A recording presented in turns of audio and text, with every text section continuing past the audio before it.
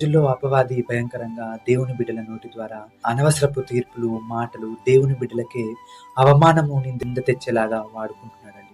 చాలా మందిని చూడండి, వారి జీవితంలో ఏం జరిగిందో తెలీదు. కానీ వీరికిష్టమైనట్టు వీరే ఊహించుకొని, వారికి అవమానం తెచ్చేలాగా, వారిని బ్లేమ్ చేసేలాగా మాట్లాడతారు. మనము నిజంగా ప్రార్థన చేసుకునే వారమైతే, మనము ఏమి మాట్లాడాలో, ఏమి మాట్లాడకూడదో మన పరిశుద్ధాత్మ సహాయం చేస్తుంది. చాలా మందిని చూడండి, విస్తారమైన మాటలు మాట్లాడేవారుగా ఉంటారు. విస్తారమైన మాటల్లో దోషం ఉండక మానదని చెప్పి దేవుని వాక్యం సెలవిస్తుందండి. కాబట్టి మన మాటలను అదుపులో పెట్టుకోవాలి. మన నోటికి కళ్ళెం వేసుకోవాలి. మన నోటికి చిక్కం పెట్టుకోవాలి. మనుషులు చూసినా చూడకపోయినా మన మనస్సాక్షిని కాపాడుకోవాలి. మన మాటలను అదుపులో పెట్టుకోవాలి. మనం ఒక నిజ క్రైస్తవుని జీవితంలో మనస్సాక్షిని కాపాడుకోవడము ఎంతో ముఖ్యము.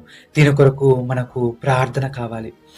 నాలుకను డిసిప్లిన్‌లో పెట్టుకోవాలని అనుకుంటే, మనము మన నాలుకను దేవుని